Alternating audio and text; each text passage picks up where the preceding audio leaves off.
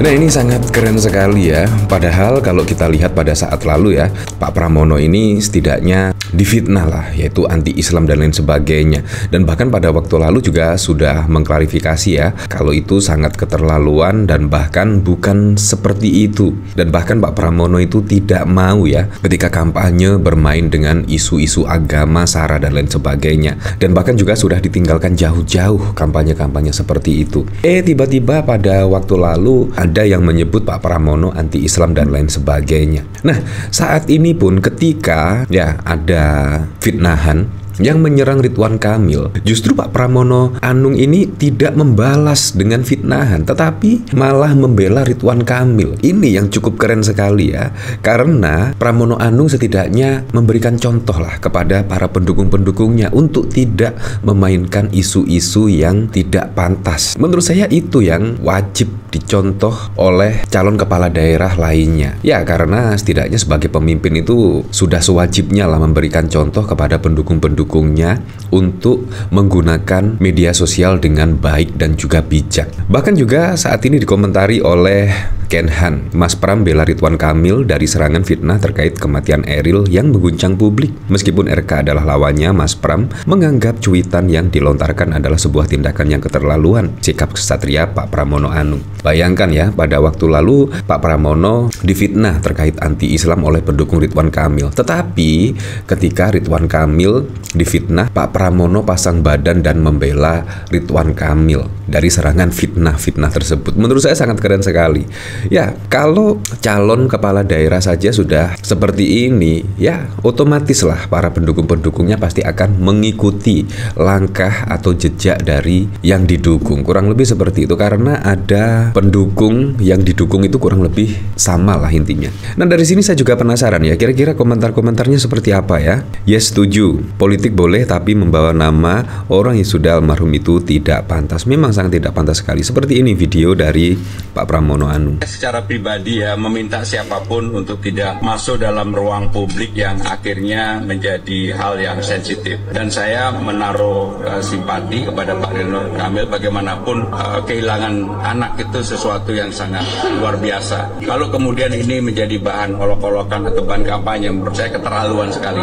Dan yang seperti ini siapapun yang melakukan juga harus disadarkan. Nah, bahkan juga menyebut bukan dari tim kampanye siapapun. Ini sangat keren sekali ya, video dari Pikiran Rakyat Media Network. Nah, bahkan juga kalau kita lihat sudah ada di pemberitaan ya, di liputan6.com, Pramono Anung dan Rano Karno bela Ridwan Kamil soal diserang warganet. Nah, bahkan tidak hanya Pak Pramono Anung saja, tetapi Rano Karno pun juga membela ketika Ridwan Kamil diserang oleh warganet. Nah, calon gubernur Jakarta nomor urut 3 Pramono Anung mengajak masyarakat bijak dalam menggunakan media sosial. Hal ini disampaikannya menanggapi fitnah dan hujatan yang diterima oleh calon gubernur Jakarta nomor urut 1 Ridwan Kamil yang beredar di platform media sosial X, di mana menyinggung almarhum anaknya. Pramono Anung mengatakan netizen diharapkan menebar hoax atau ujaran kebencian di media sosial. Bagi saya, apapun dalam pilgub ini, media sosial harus digunakan secara baik, kata dia kepada wartawan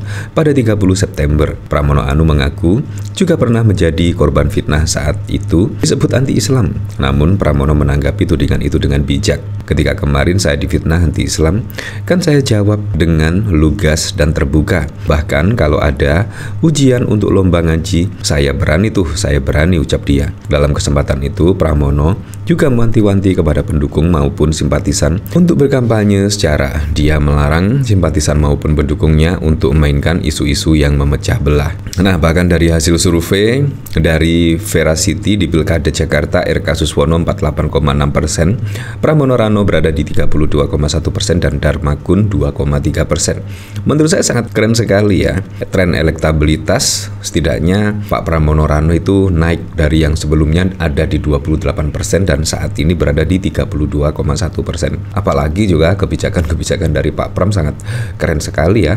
Dan bahkan ketika ada serangan hoax fitnah kepada Ridwan Kamil, bahkan Pak Pramono dan Rano Karno tidak segan-segan membela dari Ridwan Kamil. Itu yang yang patut diacungi jempol ya. Setidaknya Pak Pramono dan Rano Karno memberikan contoh lah. Setidaknya bagi para pendukung Pak Pramono Rano sendiri, Ridwan Kamil, dan bahkan juga pendukung Darmakun dan yang lainnya. Nah, kadang-kadang kita harus berpikir ya, yang menyebar hoax semacam itu kadang-kadang bukan pendukung dari pihak lawan, kadang-kadang ada pihak ketiga dan lain sebagainya. Tidaknya untuk apa? Untuk memecah belah pada pilkada Jakarta besok. Apalagi kalau kita lihat pada pilkada 2017 yang lalu ya, itu bahkan juga hoax-hoax itu disebar dan dimainkan menjelang pilkada, dan akhirnya apa? Ya akhirnya ada polarisasi lah. Bahkan pada waktu lalu itu terasa sekali sampai 5 tahun ketika Anies Baswedan lengser atau purna tugas dari jabatannya. Itu sangat terasa sekali polarisasi di Jakarta pada pilkada 2017. Makanya saat ini sih belajar dari kejadian 2017 yang lalu, seharusnya jangan memainkan isu-isu seperti ini yang sensitif, yang sekiranya bisa memecah belah masyarakat Jakarta. Ya, kemungkinan masyarakat Jakarta sudah lebih cerdas lah dalam menentukan sikap siapa calon pemimpin yang akan dipilih untuk memimpin Jakarta ke depannya. Apakah Pak Pramono Rano Karno, apakah Ridwan Kamil dan Suswono, ataukah Darmakun? Itu juga menjadi pertimbangan saat ini. Dan elektabilitas antara Pak Pramono Rano dan Ridwan Kamil itu sudah saling kejar-kejaran ya. Jadi menurut saya sangat keren sekali lah. Elektabilitas secara perorangan kami masih masukkan nama Anies Baswedan. Ini hanya untuk menjawab pengetahuan. Ternyata Anies per September masih sangat tinggi sebanyak 33%. Ridwan Kamil yang sudah mulai berkampanye lebih dari yang lain 31%, jelas dia. Diusul Rano Karno 18%, Pramono Anung 91%, tidak ada atau tidak tahu 7,4%, Dharma Pangrekun 0,6%. Wow, seperti itulah. Jadi sangat jomplang sekali ya hasil elektabilitasnya di sini ya. Pemilih Anies Baswedan